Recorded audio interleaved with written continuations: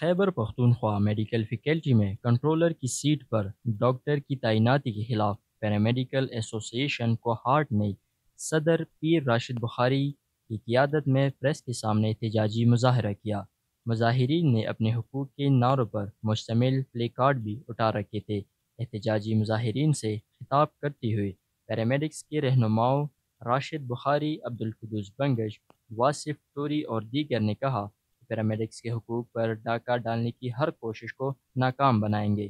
Khyber Pakhtunkhwa medical faculty میں paramedics کی set پر doctor کی غیر قانونی تعیناتی کسی صورت قبول نہیں ہوگی۔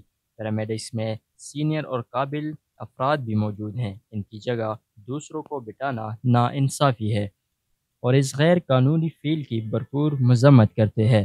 ان کا کہنا تھا کہ آج اپنے قائدین کی کال پر پرامن احتجاج ریکارڈ کرا رہے ہیں، اگر ہماری بات نہ سنی گئی تو مکمل ہڑتال کر کے ایمرجنسی کو اور پولیو ڈیوٹی کا بائیکاٹ بھی کریں گے۔